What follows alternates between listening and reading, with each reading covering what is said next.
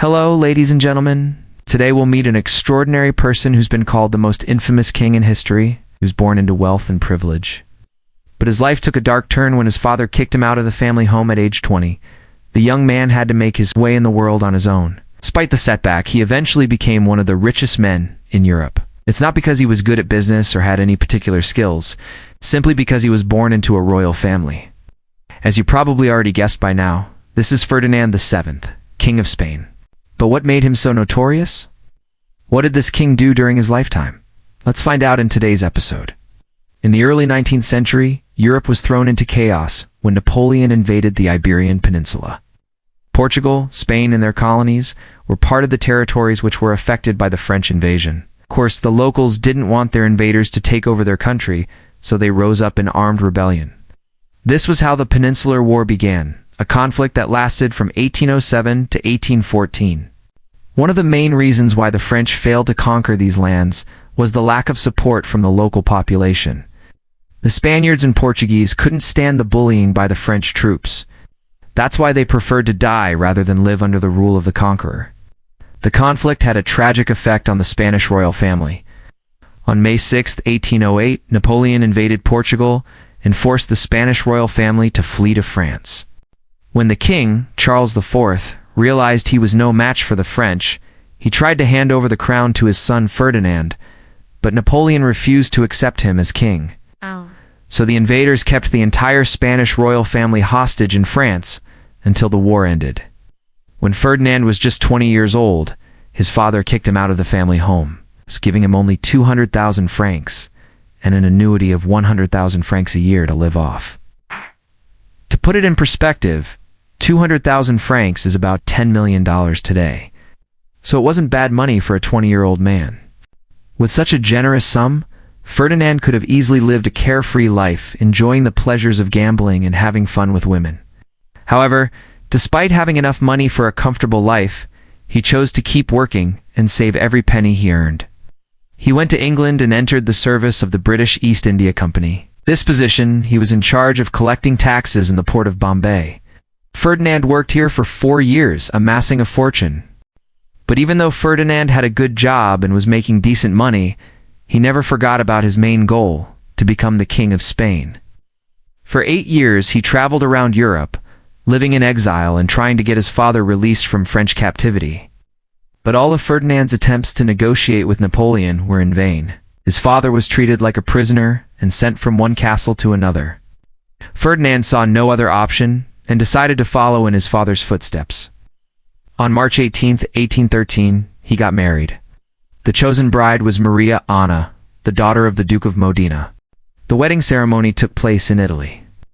2 years later, the newlyweds moved to Sicily, where the couple had their first child, a boy. Soon after the birth of her son, the queen fell seriously ill and died. All the doctors in Sicily were powerless against her illness. They couldn't cure her, so the queen had to be transferred to mainland Italy. Unfortunately, the disease continued to progress, and Maria Anna passed away before reaching her 25th birthday. By that time, Ferdinand was already known in Europe as a great nobleman, a rich bachelor, and a caring widower. Many noble ladies wanted to become his wife, but none of them were able to catch the king's eye.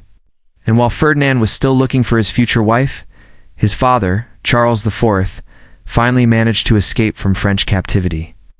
When this happened, the former royal family returned to Spain, and Ferdinand was proclaimed king. Fortunately, his father's health was severely undermined during his years in prison.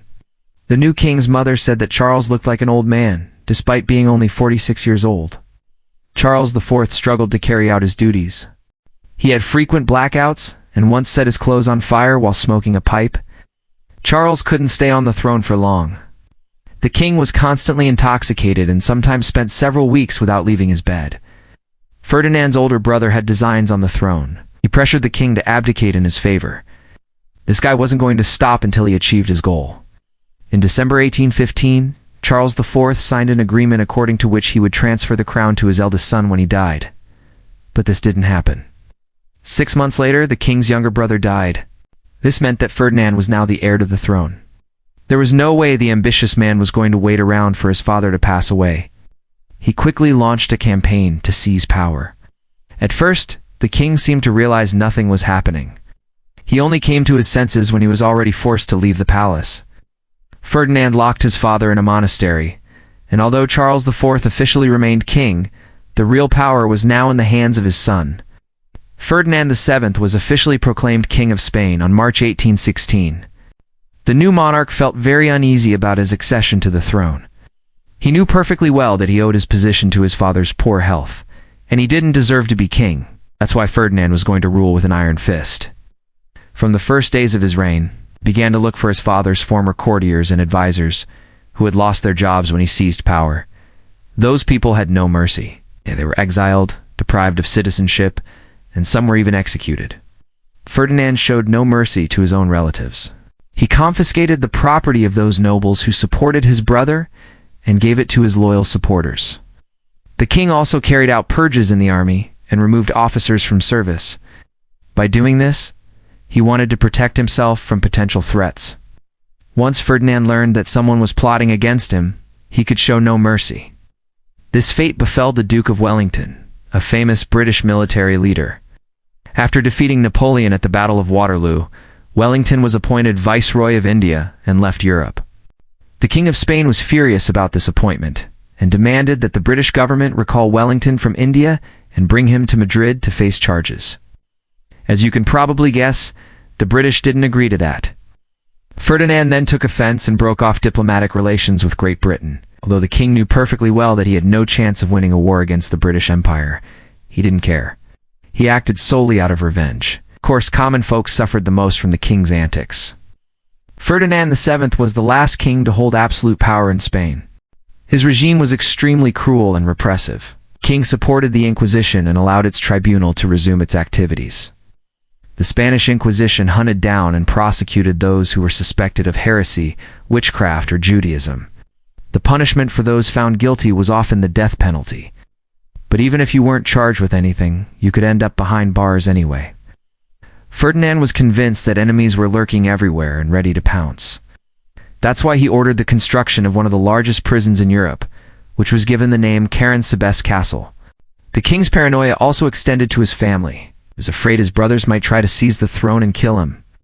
Once he even ordered his youngest brother to be locked up for several weeks, because he joked about the king's wife. Of course, there were people close to Ferdinand who wanted the best for him. They tried to convince the king to soften a little, but it was in vain. The king's wife was one of the few people he listened to. She tried to talk him out of executing his youngest brother, but even she couldn't stop him. In addition to persecuting his own subjects, Ferdinand was waging a senseless war against Portugal. Like his father before him, he believed that the Portuguese had insulted him and he wanted revenge. So in 1826 he declared war on them. The Spanish army invaded Portugal, but they were defeated.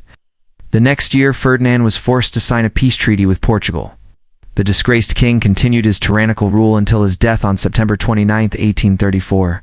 Throughout his life, Ferdinand VII remained a bachelor, although he had many opportunities to get married. Perhaps he was just waiting for his one true love, but unfortunately he never met her.